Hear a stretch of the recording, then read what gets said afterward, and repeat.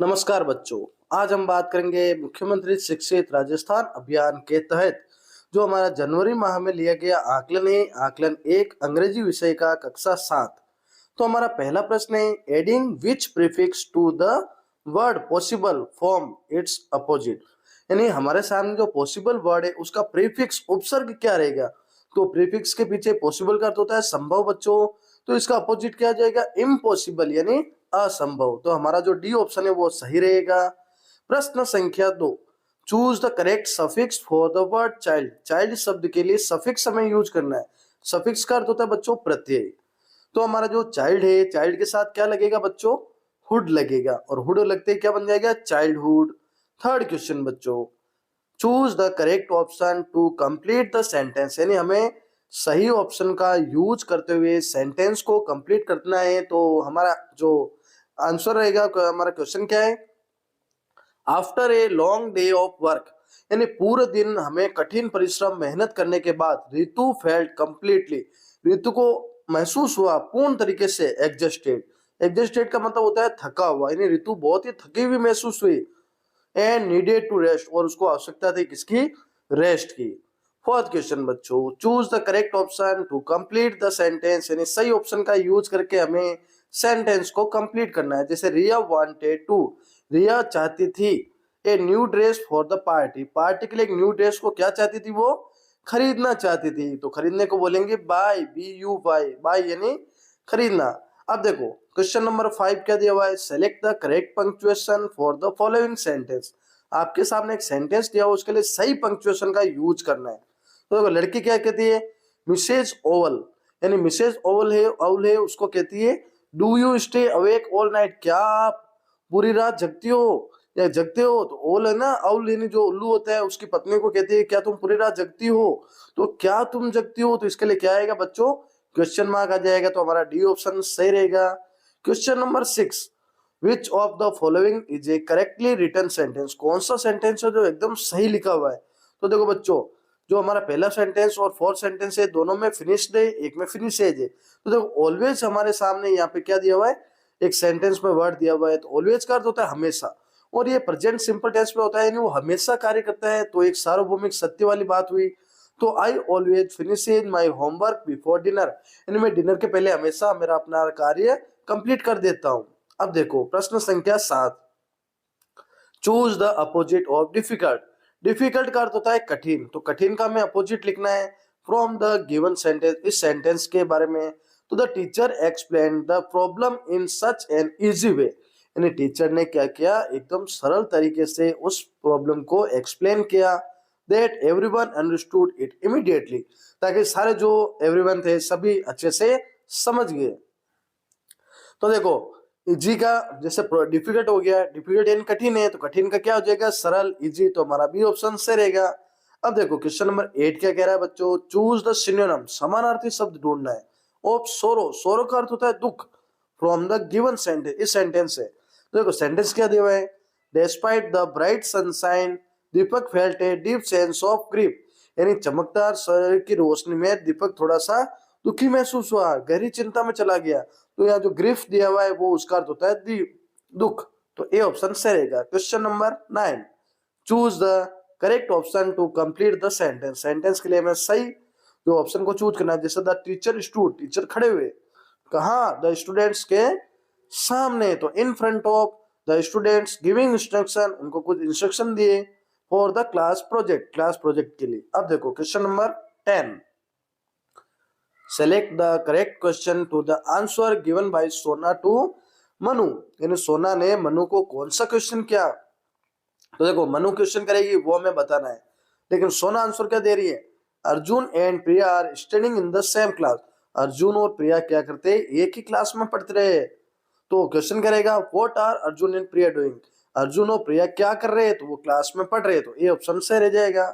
Question number 11, which sentence is in the simple past tense. कौन सा sentence है जो सिंपल पास्ट टेंस में है। तो उसके लिए हम क्या लिखेंगे बच्चों, इसके लिए हमारे सामने रहेगा, जैसे सिंपल पास्ट टेंस में क्या होता है, वर्ब की सेकंड फॉर्म होती है, या नेगेटिव सेंटेंस हो तो क्या होता है, उसमें डिड का यूज होता है। तो देखो यहाँ पे वर्ब की सेकंड सेंटेंस में बी वाला ऑप्शन है, सी प्लेड आउटसाइड, वह बाहर खेलता है।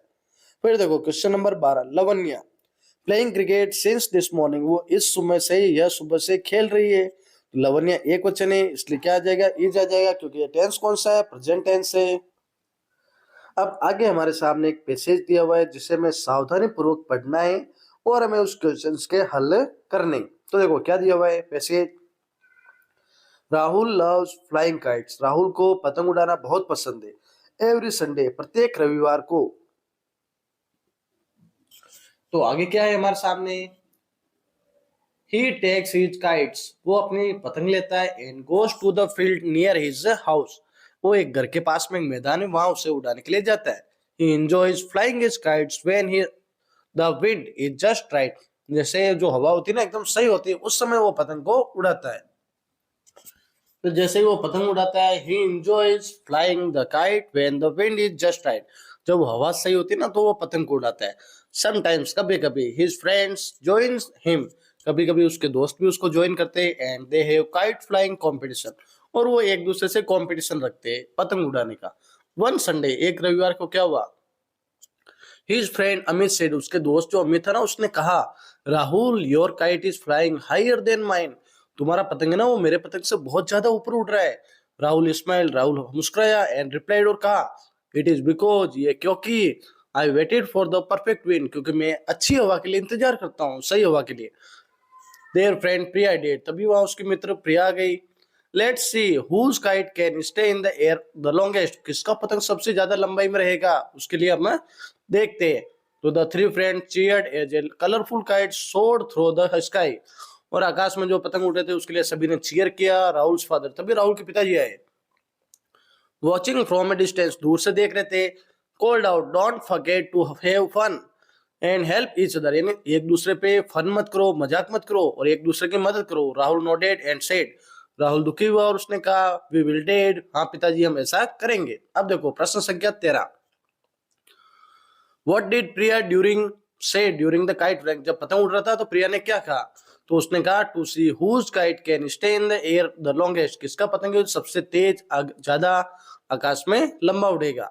प्रश्न संख्या 14, when does Rahul enjoy flying his kite, Rahul है ना उसका पतंग उड़ाने का कब एंजॉय करता है, तो when the wind is just right, जब वो हवा एकदम सही होती है ना तब वो राहुल पतंग उड़ाता है।